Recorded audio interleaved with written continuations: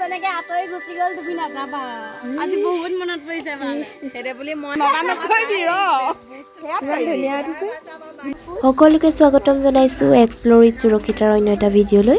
আজি মাতটো ভাগি আছে চৰ্দি, তথাপিও যিহেতু কাতি বিহু আৰু ঘৰত এইবাৰ মোৰ শেষৰটো কাতি বিহু সম্ভৱতঃ, কাৰণ ফাগুনত যদি মোৰ বিয়া হয় গতিকে এইবাৰ মোৰ শেষৰটো কাতি বিহু হ'ব। গতিকে সময়বোৰ যাতে উভতি চাব পাৰোঁ, আকৌ ইয়াত যিবোৰ মানুহ দেখিব, যিসমূহ দৃশ্য দেখিব সেইসমূহ আকৌ যে নেপাওঁ মই, গতিকে সাঁচি ৰাখিব বিচাৰিছোঁ।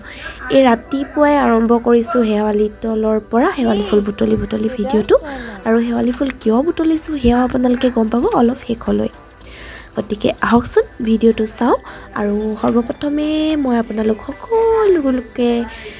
আপোনালোকৰ যাতে কঙালী সোনকালে দূৰ হয়, ভাল দিনবোৰ ঘূৰি আহে, সুখ সমৃদ্ধি ঘূৰি আহে, আৰু কৃষকৰ ভঁৰালবিলাক সোণগুটি ধানেৰে যাতে ভৰপূৰ হৈ পৰে, তাৰে মই শুভকামনা যাচিছোঁ। গতিকে ব'লক ভিডিঅ'টো আৰম্ভ কৰোঁ। জেলপি কেইটামান বনাম, গাটো বেয়া যদিও আজি ফাইনেলি বনালোঁ। আৰু আপোনালোকে চাইজটো দেখি নাভাবিব বেয়া হৈছে বুলি, টেষ্টত কিন্তু ধুনীয়া হৈছিল দেই। এয়া মোৰ প্ৰথম টাইম, গতিকে আগলৈ চাগে আৰু বেছি ভাল হ'ব। তাৰ পাছত গ'লোঁ ভাগিন আৰু মই তুলসী পুলি আনিবলৈ ওচৰৰ দাদা এজনৰ ওচৰৰ পৰা। তুলসী পুলি আনিবলৈ যাওঁতে তুলসীৰ আগ দুটামান লৈ আহিলোঁ। যিহেতু কাহ হৈ আছে গতিকে মই তুলসীৰ আগ আৰু জালুক, নিমখ আৰু মৌজোল দি খাই ল'লোঁ অলপমান। তাৰপাছত চাহ খালোঁ আবেলি জেলেপিৰ লগত। আৰু এয়া ভণ্টিয়ে বনাই আছে আমাৰ তুলসীৰ ভেটি। আমাৰ ইয়াত তুলসী ভেটিবোৰ ইঘৰতকৈ সিঘৰৰ ধুনীয়া কৰিবলৈ খুব চেষ্টা কৰা হয়, গতিকে খুব মেহনত কৰি ভণ্টিয়ে বনাই আছে। সন্ধিয়াহে গম পাম কাৰ কেনেকুৱা হৈছে, আপোনালোকেও গম পাব ভিডিঅ'টো আগলৈ চালে।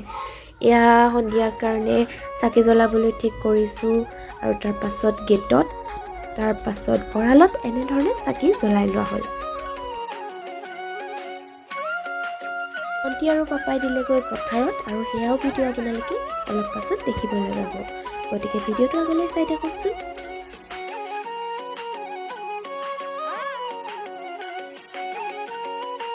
ধৰণে ভঁৰালত চাকি দিয়া হয়, তাৰপাছত বাৰীত চাকি দিয়া হয়, ঘৰৰ আগফালে চাকি দিয়া হয়, তুলসীৰ তলত চাকি দিয়া হয়, আৰু পথাৰত চাকি দিয়া হয়। পাপাহঁতে গৈ পথাৰত চাকি দি আহিলে, কাৰণ যেতিয়া সকলোতে চাকি বন্তি জ্বলিব, পোহৰত পথাৰত থকা কীট পতংগবোৰ আহি মৃত্যু হ'ব, আৰু আমাৰ ধানবোৰত থকা অনিষ্ট বস্তুসমূহ আঁতৰ হৈ আমাৰ ধান ভাল হ'ব, আৰু আমাৰ কৃষকসকলৰ যি ভঁৰাল সেয়া সোণগুটি শস্যৰে ভৰি পৰিব। গতিকে সকলোলৈকে শুভকামনা থাকিলে।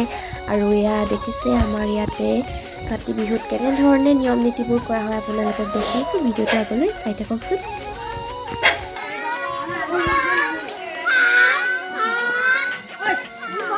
কি হৈছে?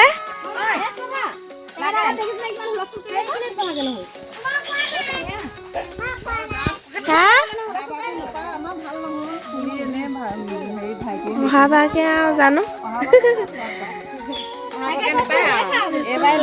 বা যেনেকে আঁতৰি গুচি গ'ল তুমি নাযাবা আজি বহুত মনত পৰিছে সেইদে বুলি মই ঘৰতে থাকিলে হ'ব বুলি আহিবা আহিবা আহিবা।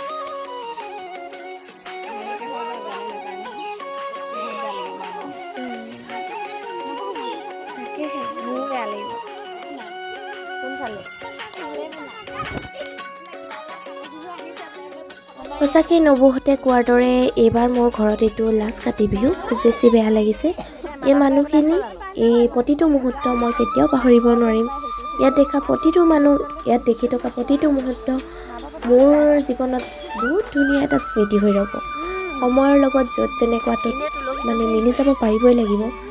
য'ত যি চলি আছে স্থানভেদে সেইসমূহ আঁকোৱালি লৈ আগবাঢ়ি যাব পৰাটোৱেই জীৱন।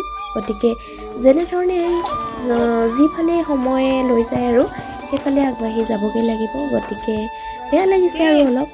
এইবাৰ শেষৰটো বুলি কৈ দিলত কোনোবাখিনিত আৱেগে গতিকে ভিডিঅ'টো আগলৈ চাওঁচোন। মোৰ আপোন মানুহখিনিৰ লগত মোৰ শেষৰটো কাতি বিহু কেনেধৰণে পাৰ হ'ল।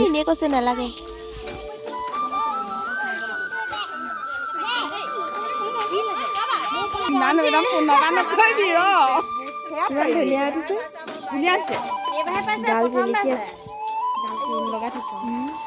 ডাঙৰ ভণ্টি লিখা কৰি দিব মোৰ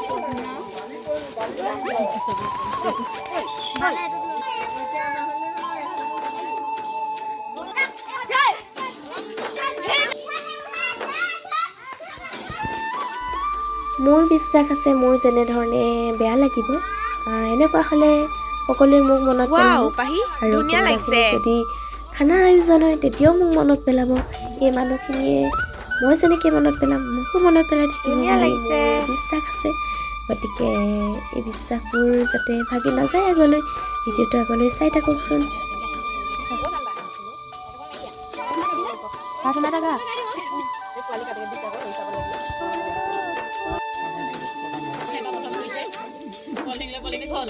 প্ৰতি ঘৰৰ তুলসীৰ ভেটিটো চাওকচোন কিমান ধুনীয়াকৈ হৈ যাইছে ইটোতকৈ সিটো ধুনীয়া সিটোতকৈ সিটো ধুনীয়া আৰু এনেধৰণেই ধুনীয়াকৈ সজাই পৰাই তুলসীৰ ভেটিৰ তলত বুট মগু দি আজিৰ দিনটো উদযাপন কৰা আৰু প্ৰতি ঘৰৰে মই কিছু কিছু দৃশ্য ইয়াত সংলগ্ন কৰি থৈছোঁ কাৰণ পাছলৈ মই উভতি যাব পাৰিম আৰু এয়া হৈছে আমাৰ ঘৰত একেবাৰে আমি আহি পাইছোঁ শেষত আৰু আমাৰ ঘৰতনো কেনেধৰণে তুলসীৰ তলত সেৱা কৰিলোঁ কি নকৰিলোঁ